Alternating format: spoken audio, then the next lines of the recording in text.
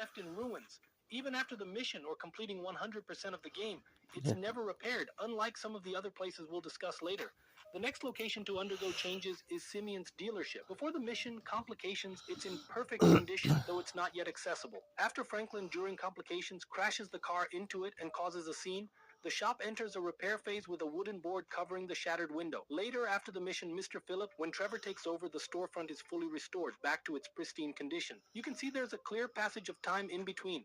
A particularly interesting detail: during the period when it's under repair with the wooden planks, the dealership becomes accessible, and a random event with Simeon can occur. This random event is available specifically during the mission's Friend Request and the Jewel Store job. When you enter, aside from the random encounter, you can also go into Simeon's office. Here's a subtle detail that 99% of players miss. The Employee of the Month plaque that Franklin receives during repossession gets overwritten. Simeon places his photo over it. If you inspect closely, you'll notice the original plaque wasn't replaced. It was literally rewritten.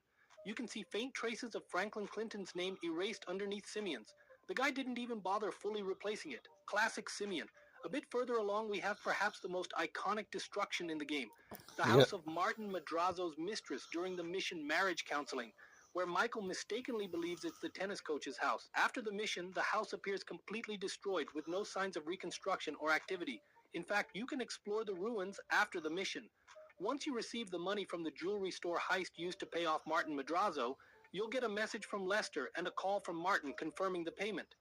If you visit Martin's house in Vinewood after this, you'll notice it under reconstruction, with scaffolding, tools, and a partially restored facade.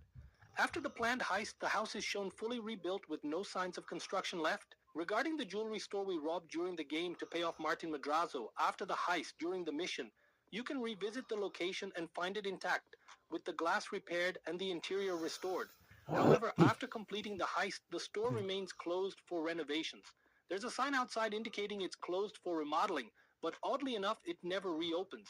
Even after achieving 100% completion, the store remains permanently inaccessible. After the jewelry heist, we move to the mission Mr. Phillips, where Trevor pushes Ortega's trailer into the river. The trailer stays in the river, regardless of whether you kill Ortega or not, until the mission Hood Safari. During this time, the original location of the trailer remains empty. Once the mission is completed, the trailer reappears at its original spot, fully repaired but seemingly abandoned. This creates a bit of a narrative inconsistency because even if Ortega survives initially, he is canonically killed in later events. This raises the question of who fixed the trailer and why. Moving on a bit, in the mission The Trevor Phillips Industries, we see Trevor's house, already a mess, get completely trashed by the bikers seeking revenge for Johnny Klebitz. There's a theory floating around that it was actually Ron who made the mess, but that's just speculation. Trevor's house only gets cleaned up after Patricia Madrazo arrives following her kidnapping in the mission Caida Libre. The house becomes spotless and well organized. However, once Patricia leaves during the mission Monkey Business, the house quickly reverts to its previous chaotic state, complete with cockroaches, garbage, and filth everywhere. A total disaster. Now let's talk about the O'Neill brothers' ranch. In the mission Crystal Maze, you completely destroy their house. If you visit the ranch beforehand, you'll see it fully intact, but after the explosion, the house remains perpetually on fire if you stick around. After completing at least one mission following Crystal Maze, the fire will finally stop, but the house remains completely destroyed and is never rebuilt for the rest of the game, even though some of the brothers survive and appear later. Next up is the Lost MC Camp. In the mission Friends Reunited, various caravans at the Lost campsite are blown up by Trevor using sticky bombs, leaving only their scorched foundations behind. Some caravans are partially destroyed, while others are left completely wrecked. One particular trailer is destroyed in the mission Mr. Phillips, ending up entirely demolished. None of these trailers are ever repaired, regardless of your progress in the story. Now, back to Los Santos after the mission, Friends Reunited. Significant changes occurred to Floyd's apartment in two phases. I'll focus on the first phase here.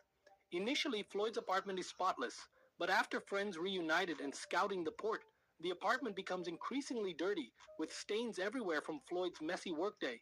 The couch is filthy, Deborah's picture is broken and discarded, replaced by Trevor's makeshift planning board for the Merriweather heist.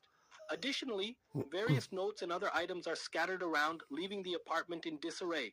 Even Mr. Raspberry Jam, the stuffed teddy bear, suffers. At first he's pristine, but after a few missions he's wearing lingerie, missing an eye, and torn to shreds. The second change to Floyd's apartment happens after the mission By the Book.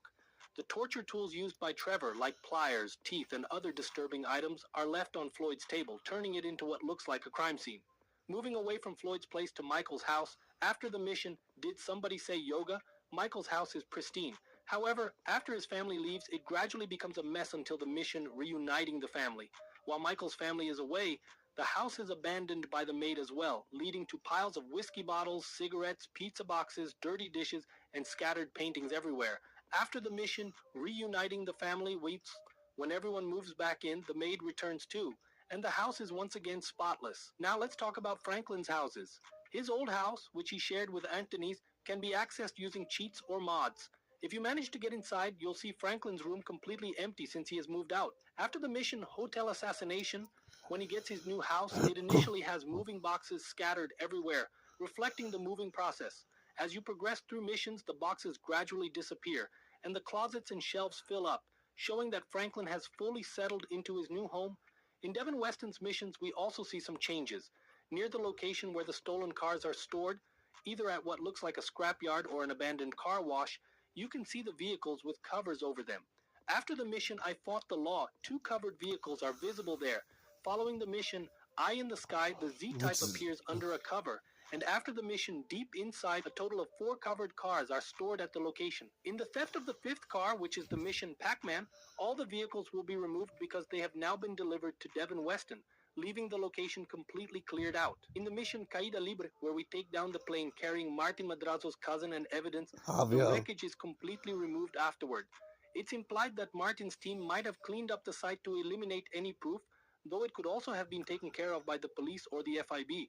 It feels more likely to be Martin's team since there are no yellow police tapes or official markings around the area. The crash site itself, where the plane went down, remains the same with visible ground damage and destruction. However, after some time, the wreckage and any bodies at the site completely disappear, leaving just the ruined terrain. Now moving on to the Paleto Bay heist, there are 2 notable changes to the map. The first is optional, the gas station to the left of the heist, right next to the bank.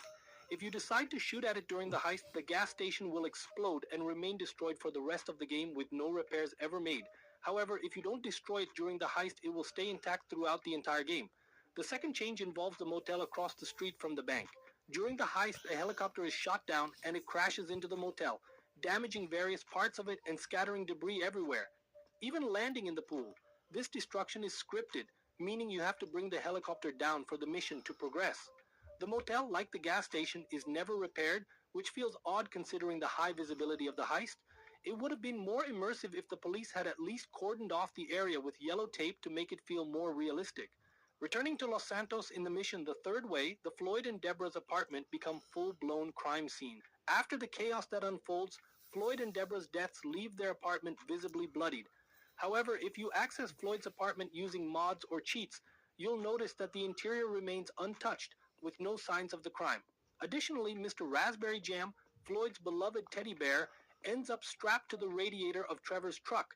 This quirky detail shows that Trevor kept it as a memento of the house and the events that took place there. Now, in the mission Meltdown, while there aren't many obvious changes, there's a subtle detail that's worth noting. During the mission, Michael's house is heavily damaged in the gunfight. However, after the mission, the house is repaired and everything seems back to normal. One interesting addition is the Meltdown movie poster, which appears in the hallway of Michael's house right by the entrance to his bedroom. It's a small but cool detail that reflects the progress